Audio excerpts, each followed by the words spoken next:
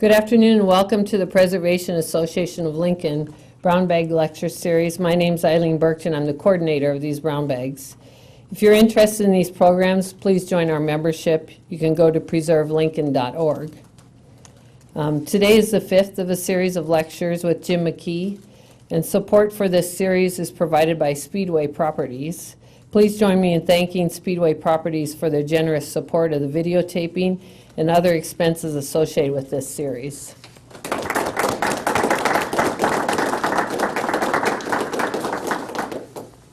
These programs are shown on Channel 5, and it's usually following very soon after the taping of this program.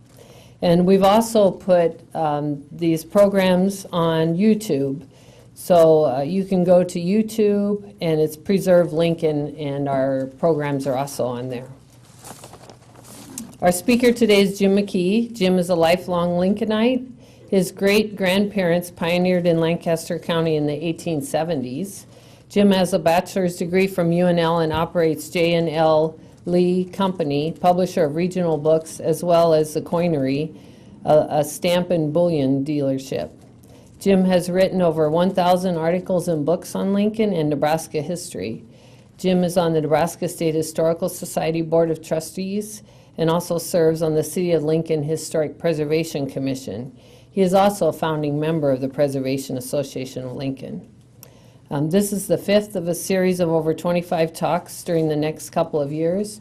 The series is titled Jim McKee's Complete History of Lincoln, and this is program number 5. Jim invites you to ask questions during the program. Please join me in welcoming Jim McKee.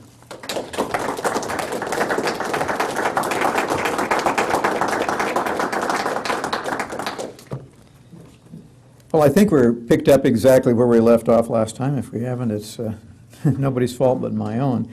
The picture we're looking at is the northwest corner of the intersection of 9th and O, but we're looking towards the southwest. So on the left, that flat-roofed building is the Dunbar and Bailey livery stable. It had other names through the years, but this is the organization, the livery stable, that got the contract to move the free stone from around, some of it from Saltillo, some of it from Blue Springs and other places, to build the Capitol building.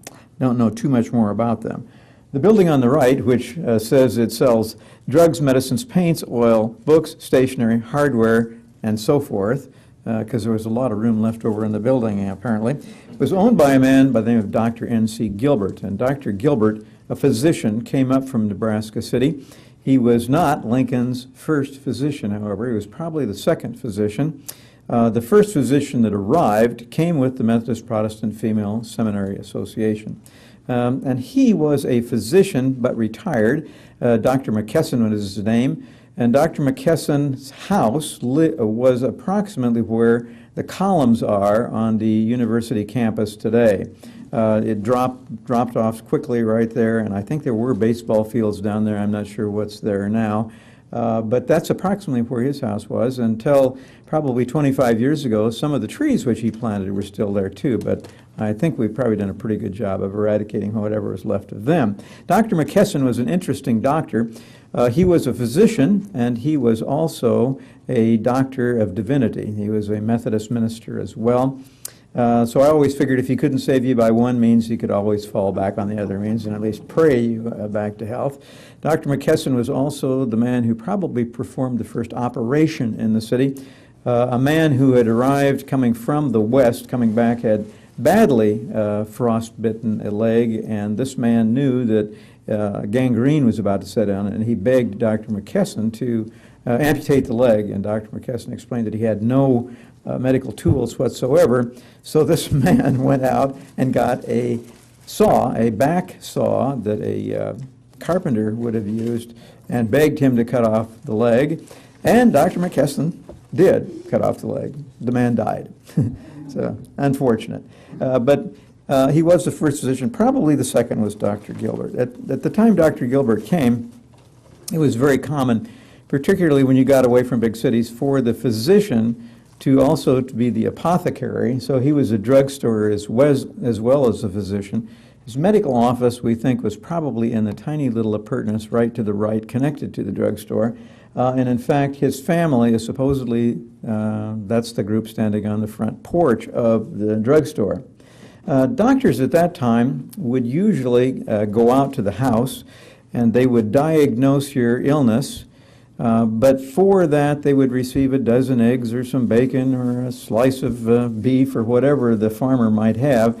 But a doctor, like everybody else, needed cash as well. So that's why he went into the apothecary business. They would carry with them a supply of drugs, and they would sell these drugs for cash. It's still possible to be a druggist and a physician in the city of Lincoln. There was one here that I know of as late as about 20, 25 years ago, and they may still be. One of the problems that druggists and doctors fell into was writing a prescription to themselves. And this can be a dangerous thing to do. And so most of them have gone away, but I think it's still possible to be a druggist and a physician. Well, Dr. Gilbert set up this business right on the corner right there.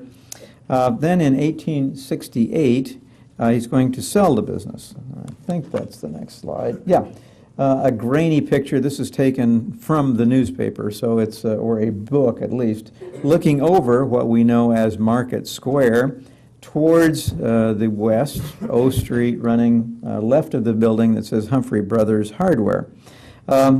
Humphrey Brothers Hardware, they are the ones that purchased the hardware portion of the business from Dr. Gilbert in 1868. So it didn't operate very long as a drugstore owned by him. Austin and Oliver Humphrey purchased it, and Gilbert then moved next door to where he had lived and built the little drugstore. Matt? Are those the same buildings in the previous shot? Yes and no. The question was, are these the same buildings that are in the previous shot? The building on the corner is the same building, but the building that's now a drugstore replaces the little appurtenance, which is where we think he lived, and it now is a false fronted building that comes out to the sidewalk. The previous one, that little building was just a tiny little building, probably enough just barely for them to live in. So, no. Now, the buildings to the right of that, which would be to the north on 9th Street, were still there and extant when they tore them down to build the current parking garage for the second incarnation of the Lincoln Hotel, which we probably won't see for a couple of 3 months.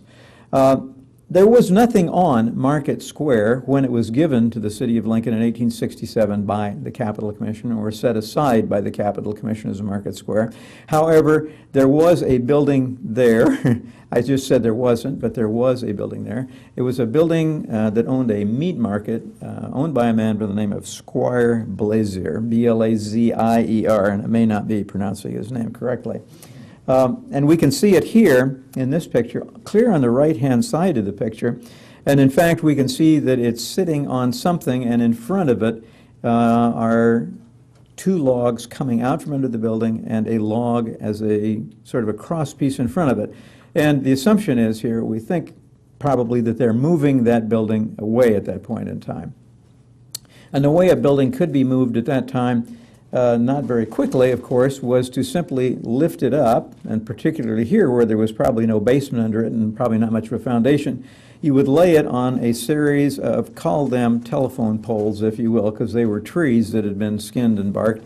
Then they would put in front of it what we'll call like the tongue of a wagon. And then on that they could attach oxen or horses or mules or whatever. And they would pull that building across those rollers. And of course, as you pulled it over the rollers, think of roller bearings, it would roll off of these roller bearings, and people, 2 men, would have to go around back and pick up the one that they had just pulled the building off of, go around in front, put it in front, pull it over that, if you can follow that sort of circumnaviguous method. And that's supposedly where the word runner comes from. These guys would take them and run to the back, pull them and put them in the front and pull it over it. And we call them a runner where you pull it over a roller bearing, but that's supposedly where the word comes from.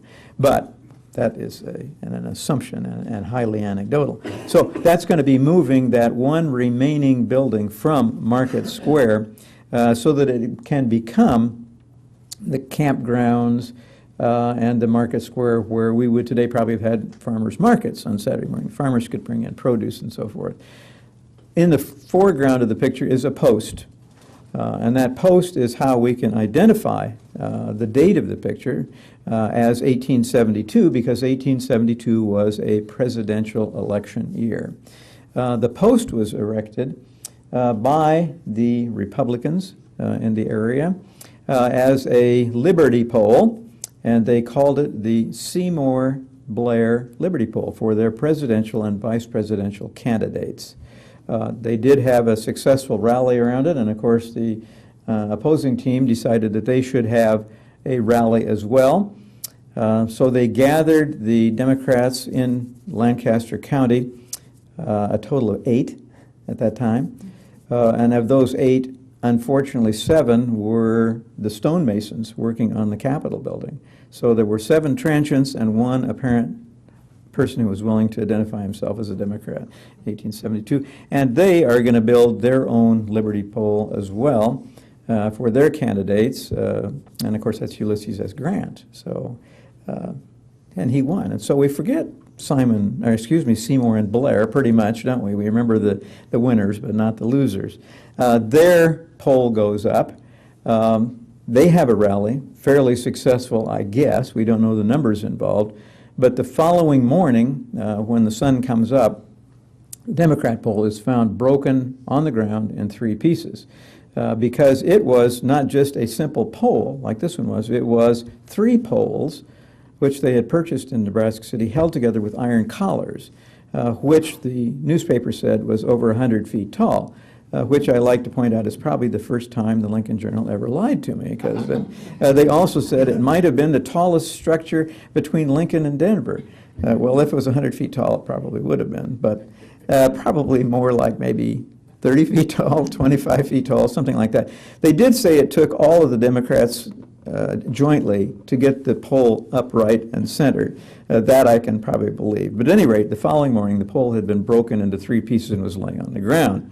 1872 isn't that far after the end of the Civil War, like 7 years after the end of the Civil War. And the Civil War is when, for the first time, the American flag became a real standard bearer and it brought an emotional appeal from people as well. In fact, up until that time, the United States flag wasn't even flown on all federal buildings. It sort of came about during that period of time.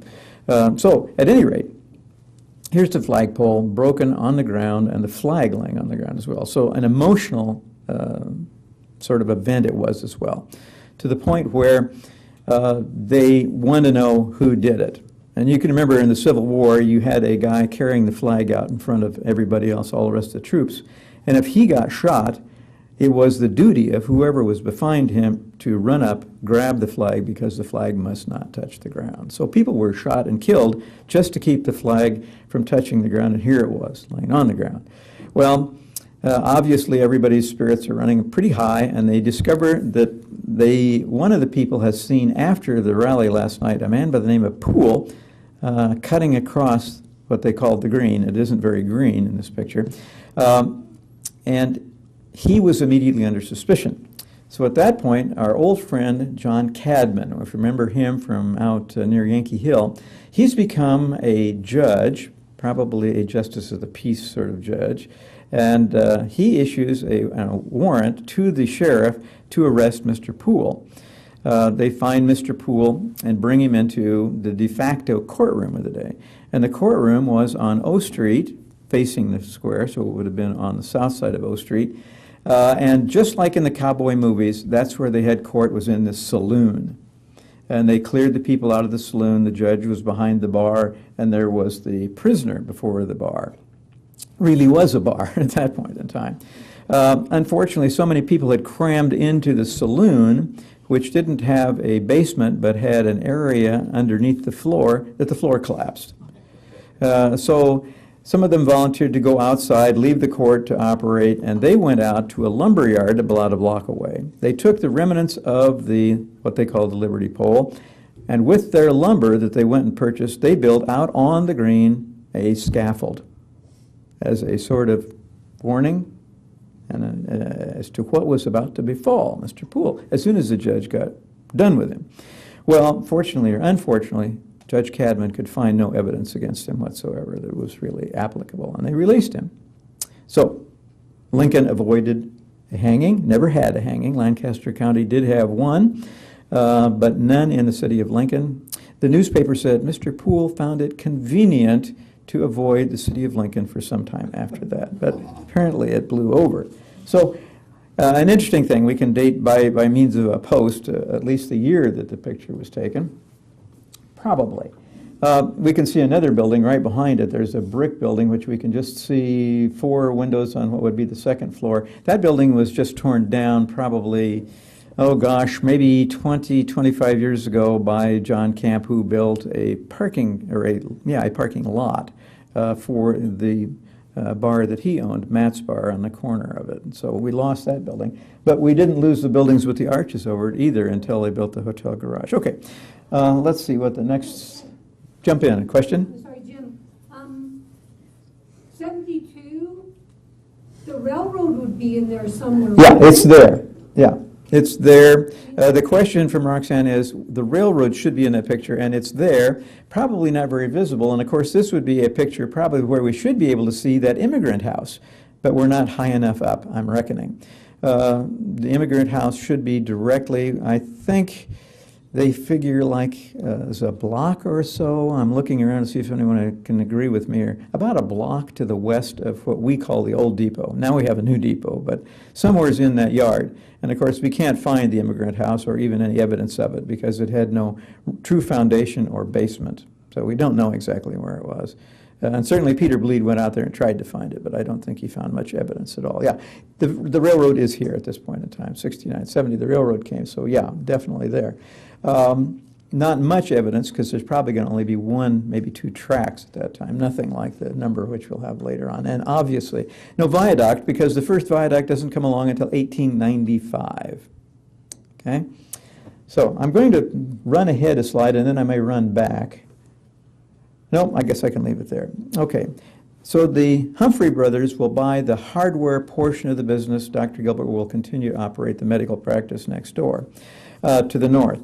Then in 1881, this picture is taken roughly, they're going to pick up the old wooden framed hardware store and move it into O Street while we're building the 4-story red brick building directly to the north, which becomes the new Humphrey Brothers Hardware building.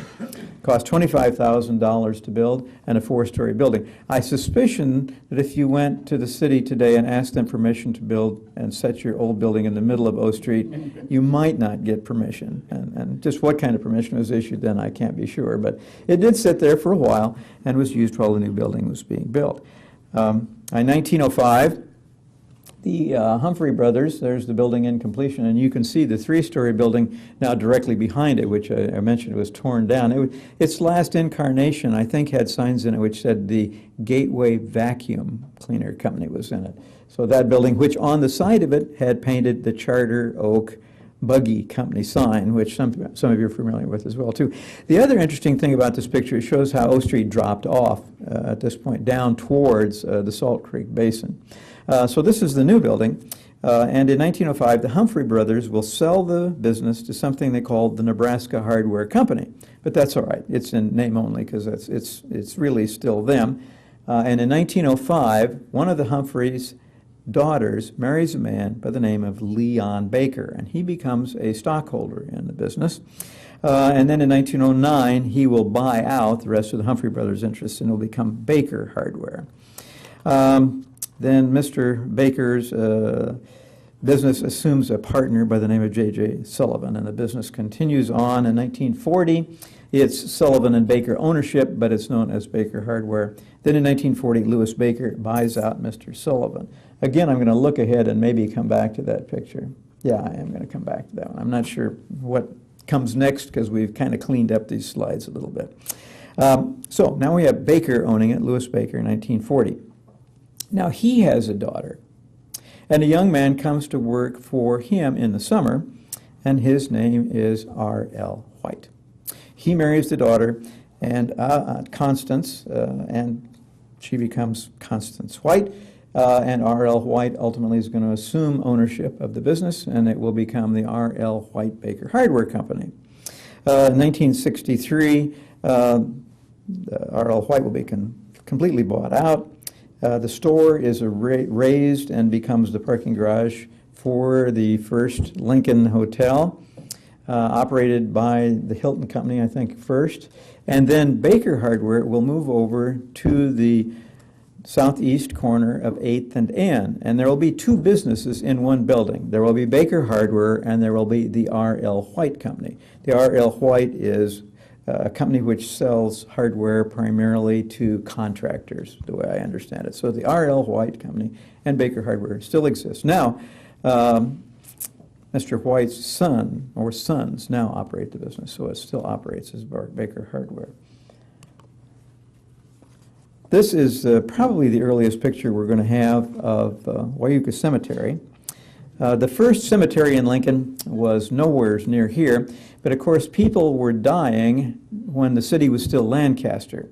And so we had to have a burial grounds, not an official cemetery, but the burial grounds was loosely centered on 7th and G Streets. This is not too far from Cooper Park, if you're having trouble envisioning this in your mind. As soon as the state comes and the city of Lancaster becomes Lincoln, they begin arguing for a state cemetery to be built within the city of Lincoln. In other words, state funds would build it. And at that time, they are given, if you will, 160 acres of land not far from where the state insane asylum was. The trustees went out to look at the 160 acres of land, which lay roughly on what would be the east side of 1st Street between Van Dorn and Calvert.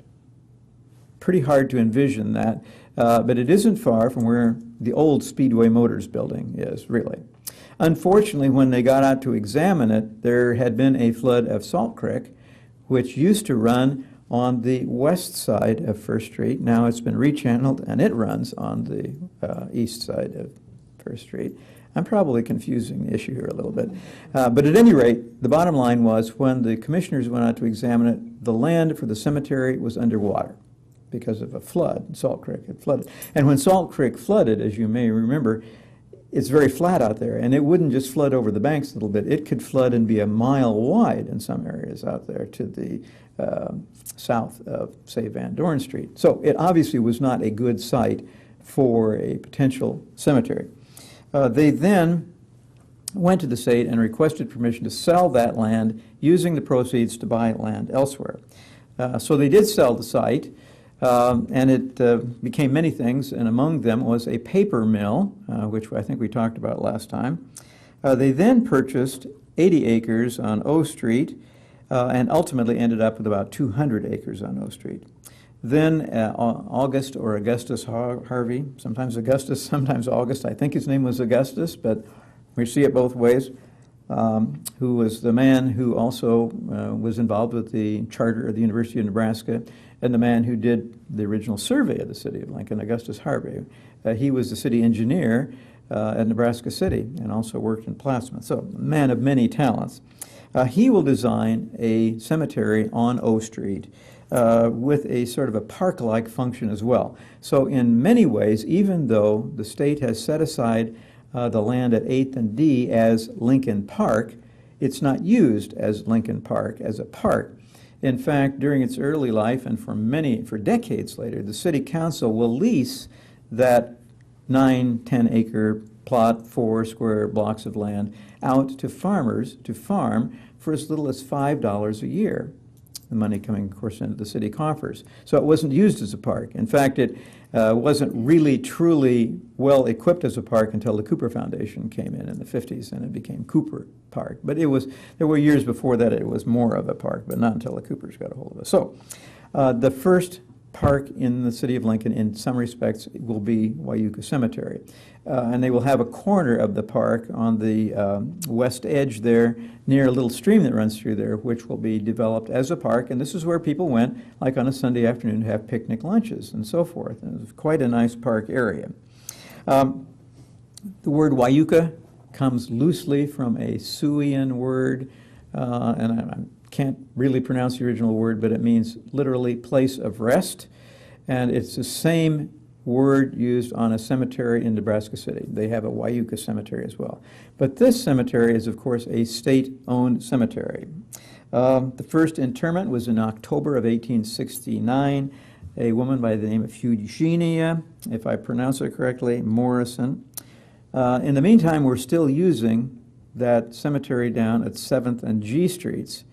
By 1881, so considerable time passes, the city will call that area a public nuisance down at 7th and G. And they will go in and disinter as many grave sites as they can find and move them to Wyuka. Unfortunately, a good percentage of those grave sites were either unmarked or they were unmarked by 1881. In other words, they might have had a wooden cross, which is long since gone. So many of those graves could not be found, identified, but the ones that could be found were moved, and those were identified, which were very few in number, were also moved. There were American Indians buried in there. Early settlers were buried in there. And as late as the 1970s, I was told that by contractors that if they would go down there and dig a basement or even excavate to lay a sidewalk, they frequently came upon human bones, remnants of that cemetery, which they had no way of identifying. And they weren't in a very tiny little area. They were all over, probably in as much as a 10-acre area around 7th and G, so all over in that area. But 1881, that old cemetery will be closed as a nuisance. This is the entrance gate to the original cemetery, and it is not far off of the southwest corner of the cemetery, the northeast corner of the intersection. This is the caretaker's house, which stood directly to the north of that gate. Not a great place. And this is the construction of what we call the first, really truly gates into the cemetery, and many of you remember these. Just dirt coming in here, so it's still under construction.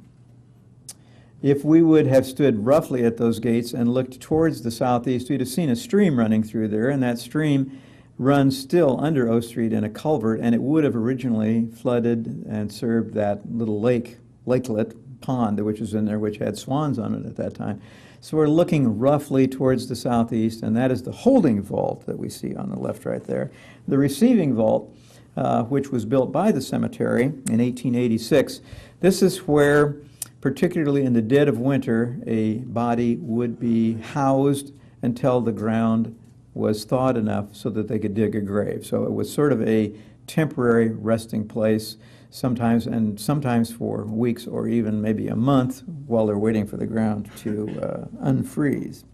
The architect was J.H.W. Hawkins for this tiny little building.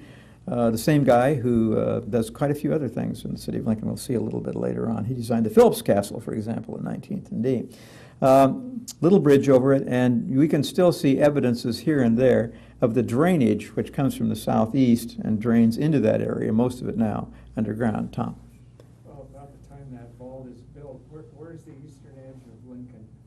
Where is what, Tom? The eastern edge of Lincoln. Okay, Tom is asking where the eastern edge of Lincoln is about the time this vault would be built, and it would not have come quite up to 27th yet, or excuse me, not quite up to 33rd. It would have been up to 27th, but not as far as 33rd. And it's a very, very fast-moving, flexible. I grew up in 1940, and our house was on the edge of Lincoln, so that our backyard, or outside our backyard, which spilled into the farmer's field, was outside the city of Lincoln. And our house was in the city of Lincoln, and that house was on South Cotner Boulevard in 1940. So that's a very movable thing. The stream we're looking at is basically flowing east to west right now, is it not? We're not looking at a street, Bob. No stream. No. Oh, stream. The stream runs kind of, the question is, what direction does the stream run? And it runs kind of north-south, more like southeast to northwest. And in fact, if you go into the Vine Street area of Wyuka, you'll still see where that drainage goes through out there. There's a low spot in what would be the northwest corner of Oyuka Cemetery, and it's not used. I'm sure that I think it's under flood control enough now that they'll begin to use that pretty quickly, but it isn't, as far as I know right now. That's just a passenger. That's a passenger bridge, not O Street. O Street would be further in the background towards the south. Okay. 1895, they will move a huge greenhouse, which was down at 24th and D, roughly. They'll move it out here, and it'll become the property of the cemetery. And again, I'm going to peek ahead and see if I have a picture of it. I don't. This is the completion of the gates that many of us are old enough to remember. At least Bob and I remember it. Yeah, right. on O Street there. 1925, the greenhouse is enlarged, and at that point in time, the greenhouse encompasses over 6,000 square feet of glass. So it was a good-sized glass house. 1970s, and let's look ahead. I think we have a picture of the pond. This is the original pond, and we can see a bridge in the background, which is on the north end of the pond. The bridge is extant, and apparently, it's a little unclear, but apparently at one time there was a plan to have a major entrance off of what would be roughly P Street, which would come across that bridge into the cemetery, probably also used for hearses and moving of things into the property outside the main gate. But of course, by the time these main gates are built, that bridge is really isolated out there. You can get to it, and it's still there, but as far as I know, you can't drive over it. This is the original little house on the island in there where the swans live. So we're looking towards the northwest in this picture. This is the greenhouse, 6,100 square feet. It came into fire later on from the greenhouse owners and the florists in the city of Lincoln, who said that the state of Nebraska was operating in competition with them. And so they petitioned to have it closed. What they did at first was kind of an end run. They said that the only flowers that they would sell would be flowers and plants which would be used within the cemetery.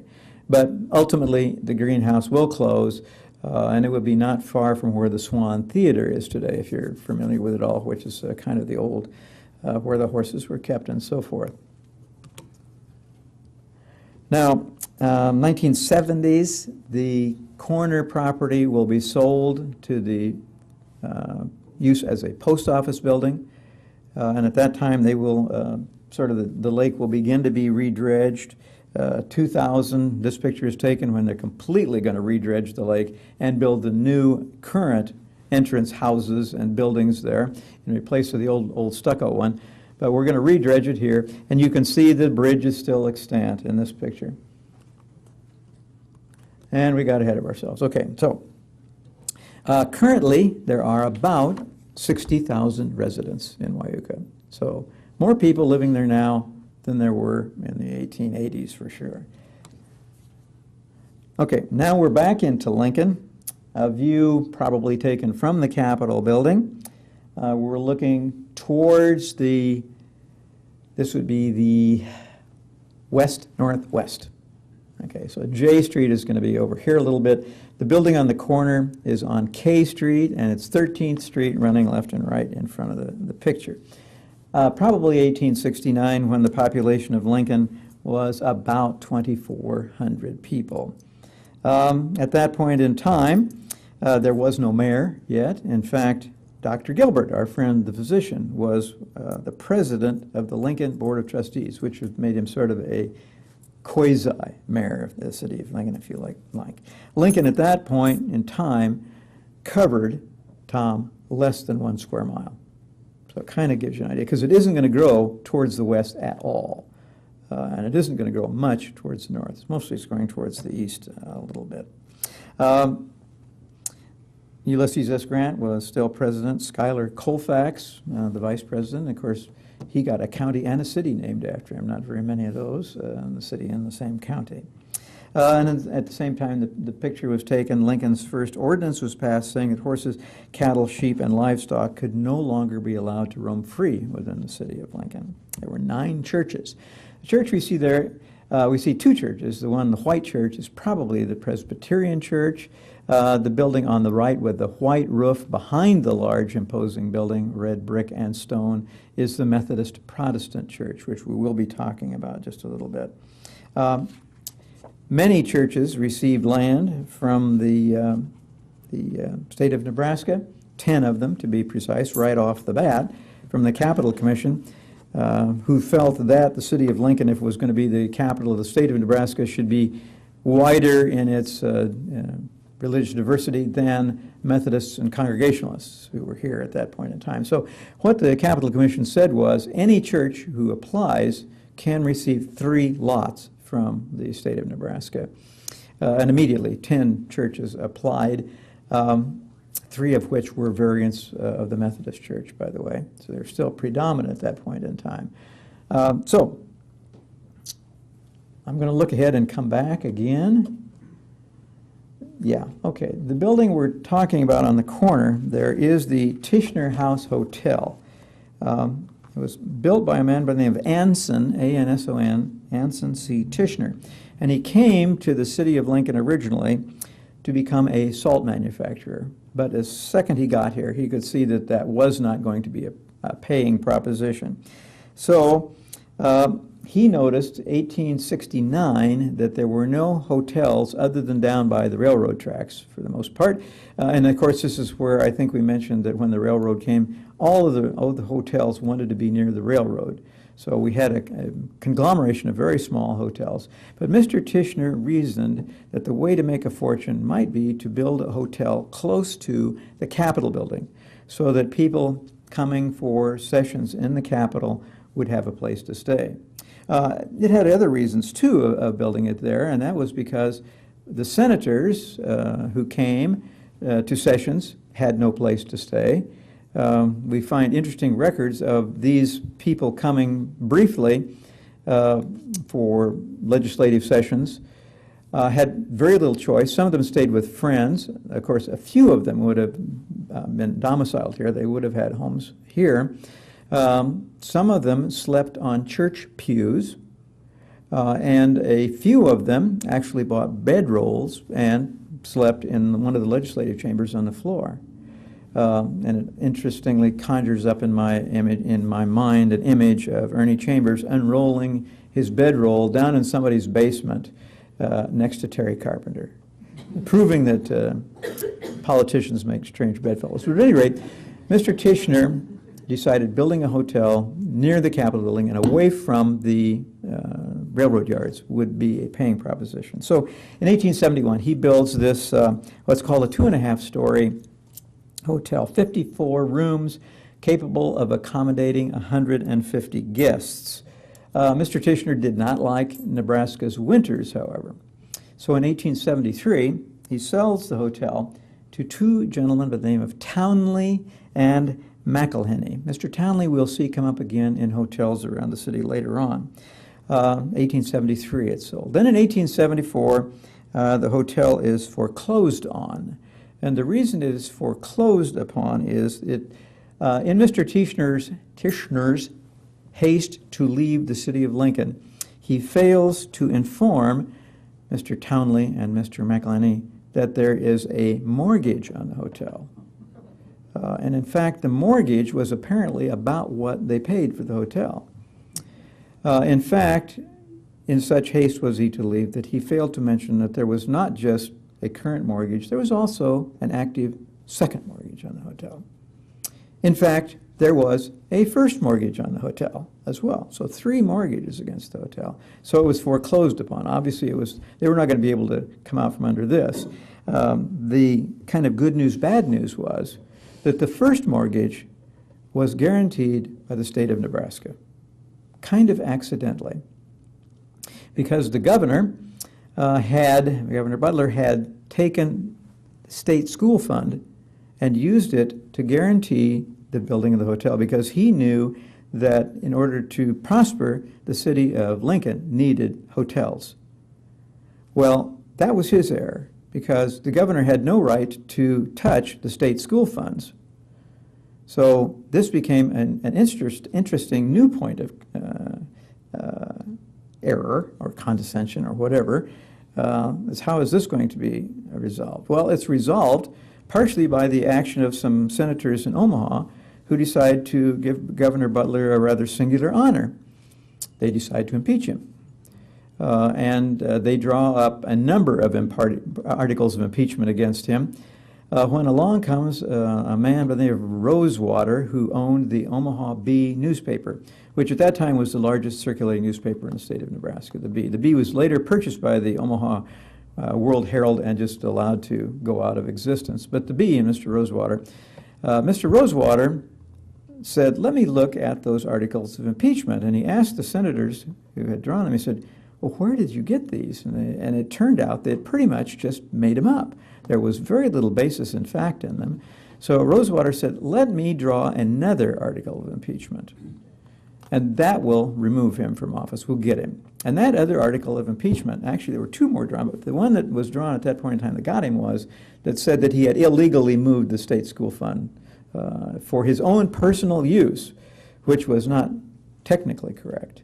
But he did then, he was impeached, then he served, his trial was in front of the Senate, and they not only impeached him, but removed him from office. And he then went back to his home at Pawnee City, dragging his tail between his legs, because he knew that what he had done in his own mind may have been illegal by the law, but that he had done it not for his own personal use, but for the good of the city of Lincoln, the state of Nebraska. He began to reason at that point in time that the only people who didn't really believe in him were the people in Omaha. Everybody else in the state seemed to be pretty much firmly in his camp. So he decides, I'll run for the Senate. Actually, the lower house, I think it was. But anyway, he ran for the legislature, and he was elected. So he thought, well, why don't I run for governor again? So he ran for governor again, but he was defeated for that. But at any rate, it proves there is life after impeachment sometimes. Well, anyway, we drifted away from the subject a little bit here. So the building will be sold at a sheriff's sale at that point in time. And I was interested to know that, in fact, it was sold by an auctioneer on the steps of the county courthouse. And apparently that was done for many, many, many decades after that. They did sell it. And in the meantime, ex-Governor Butler personally puts the money back into the treasury that had been taken out from the state school fund. So he replaces it, and some sources say he replaced it with interest, so the state did not suffer from this movement of funds in and out of. But at any rate, the building will be purchased then by, yes, Matt. When Governor Butler had that large house built, was that his own residence that he owned, or was that, did the state have any? The state did, as far as I know, the question was when Butler built his home, was it a state-owned property? To the best of my knowledge, and I've looked at it fairly closely, there was no, it was his personal investment.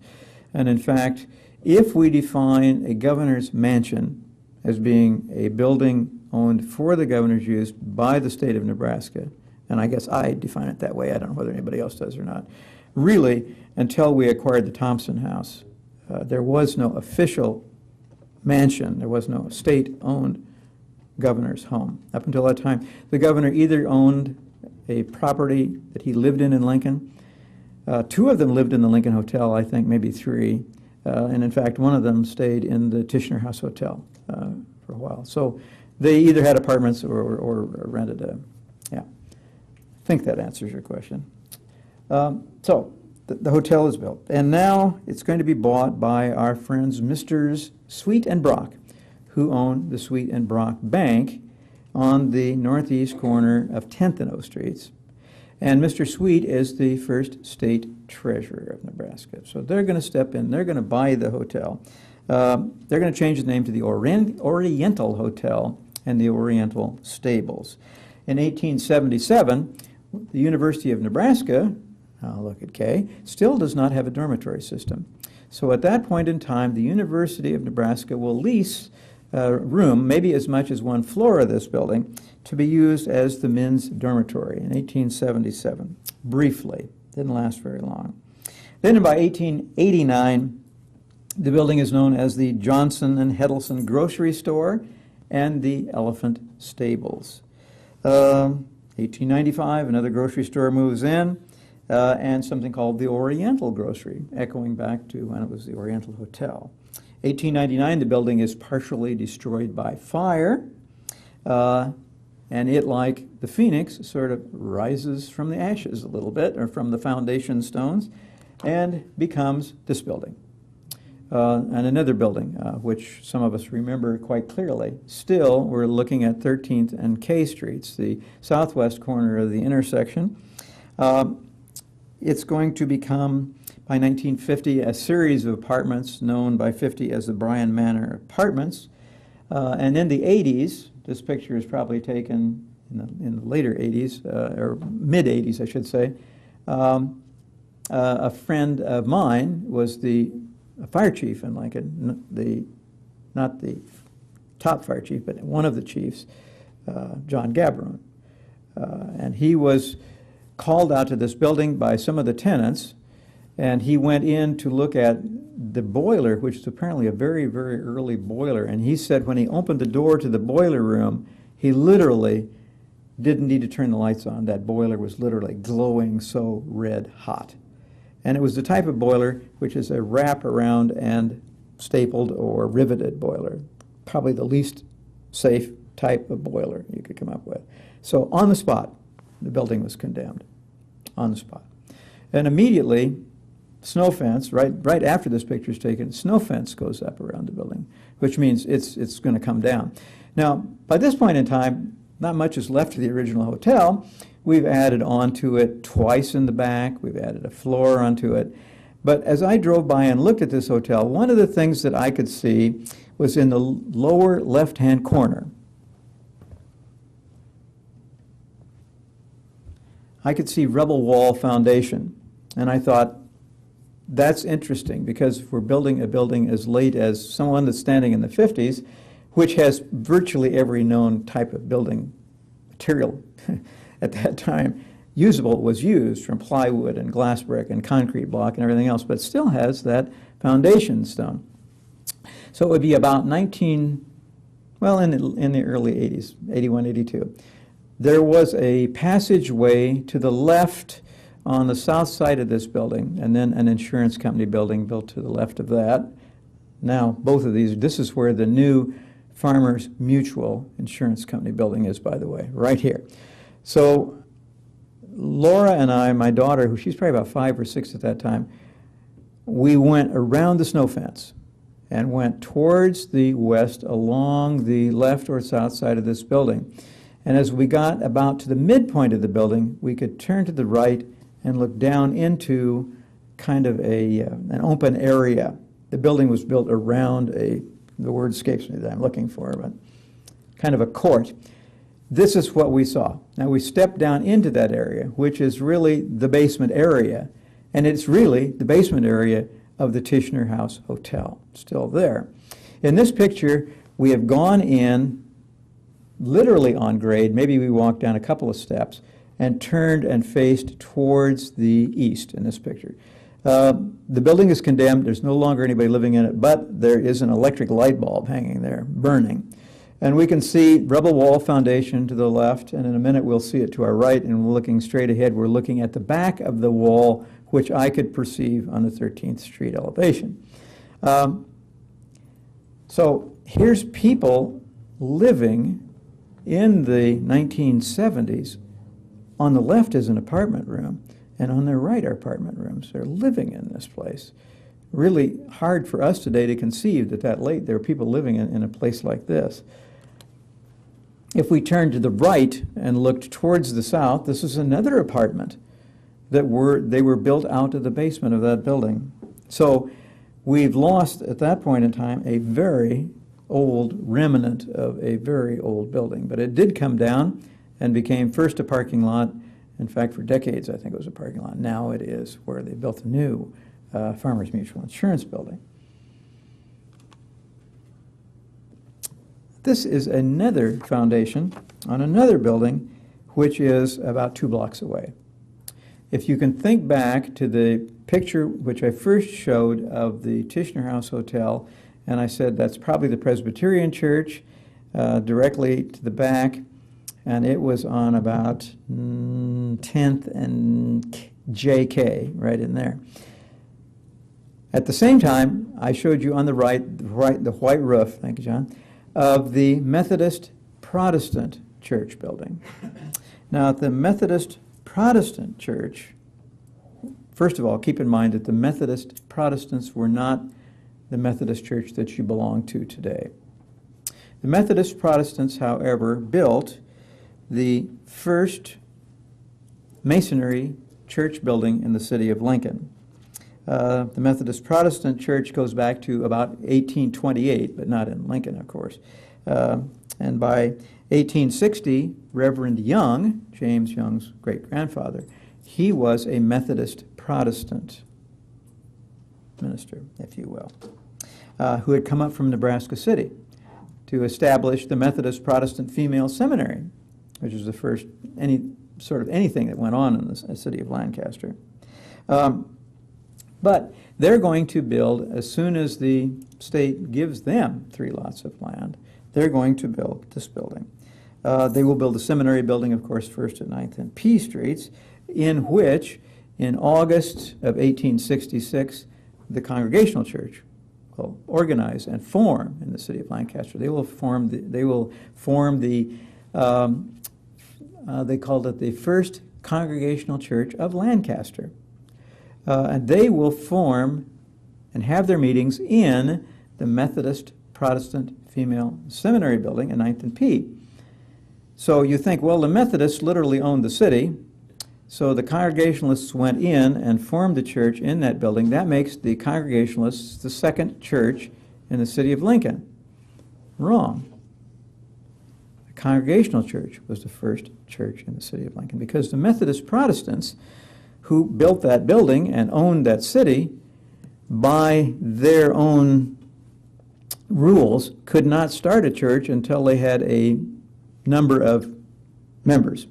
The first thing they had to do was they formed what they called a Methodist Sunday School. Then when they got enough members, they could form what they called a Methodist station. Then when their numbers increased again, they could build a Methodist church.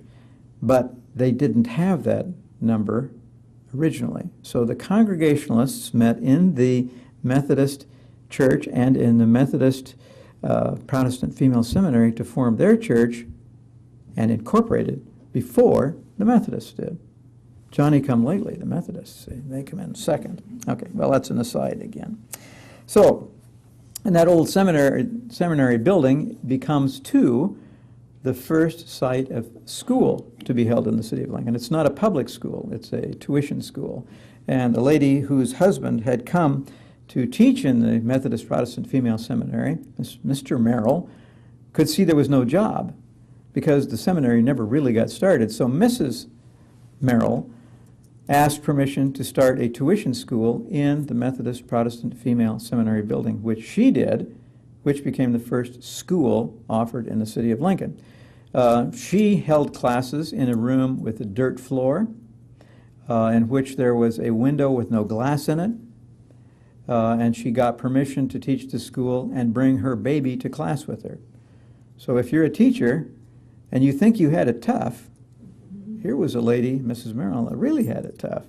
And it lasted for a short time before a fire sets and then that building is lost. But at any rate, the Methodist Protestant Church will originally, in the city of Lincoln, have most of its services in the Capitol building, which was not that unusual either. They would use the Senate chambers, for example, where the first plays were put on in the city of Lincoln. Some people look to the legislative chamber today and sort of nod in agreement. Yeah, it kind of makes sense.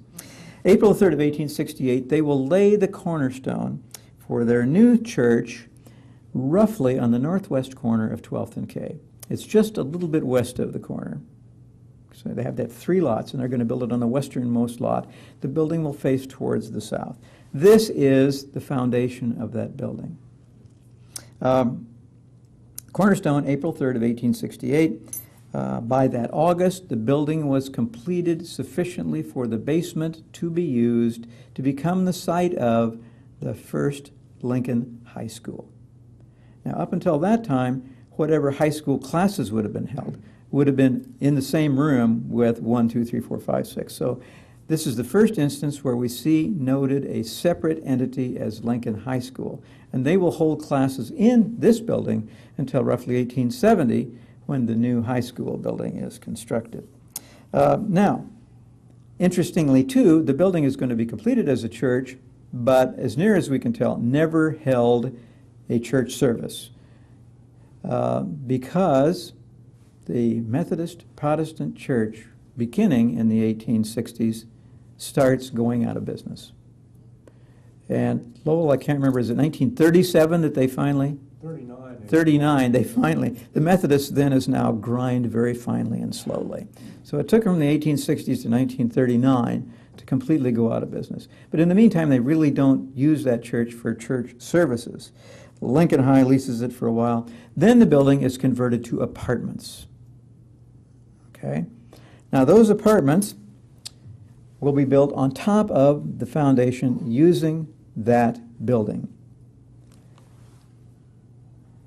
Then the man who has the apartments will add on and build a row house, a series of 6 row houses along 12th Street, and he will attach to the original Methodist Protestant female church cum apartments. And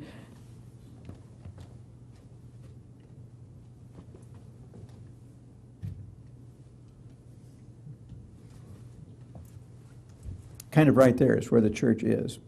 So now if you can think of the building as a large capital J, 12th Street is the long arm, comes along K Street, and then the hook in the J becomes the Methodist Protestant Church. But in the meantime, they're going to remove the front of the building, and they're going to add a story to the top of it, completely change it. You could not tell it was there, but it's in there. And in 1918, they will build then and finish off the townhouses or row houses, which must have been pretty spectacular because there were only 6 of them. And they'll maintain the apartments on the other part. And also, when I was a kid, there's a walkway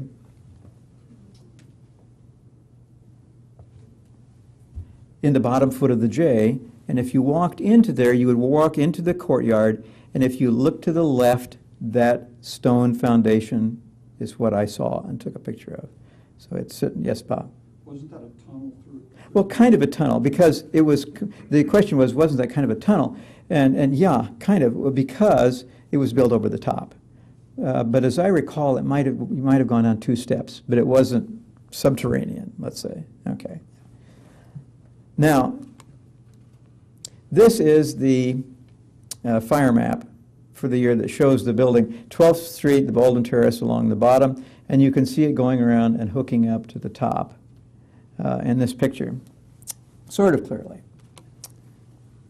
This is the east elevation of the building, and we can see clearly here now, each one of the units had its own staircase, and it was garden level and the 3 levels above. So they were very large, if not palatial, properties.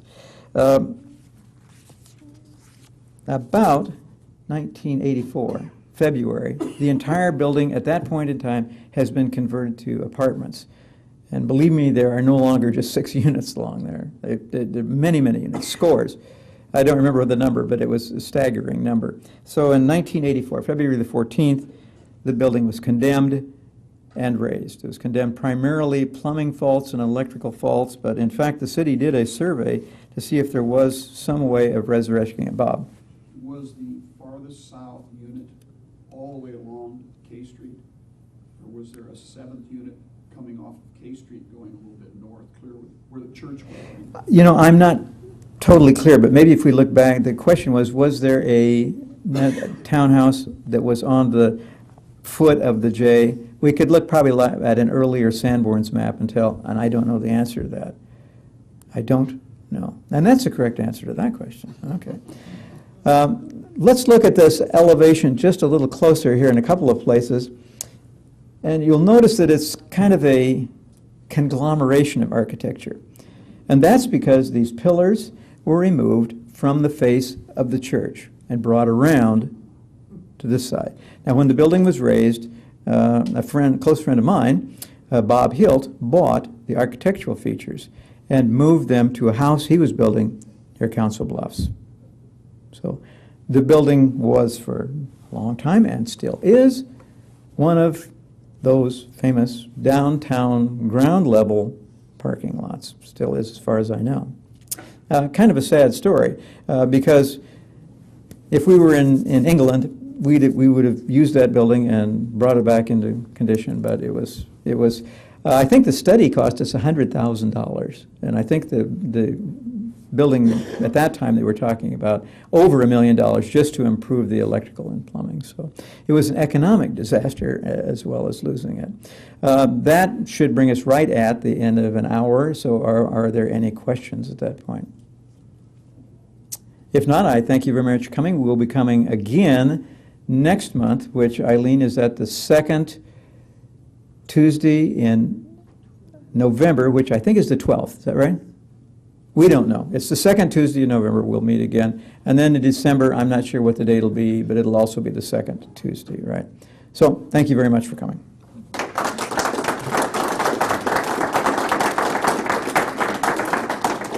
And at this rate, I think I would have to say I have underestimated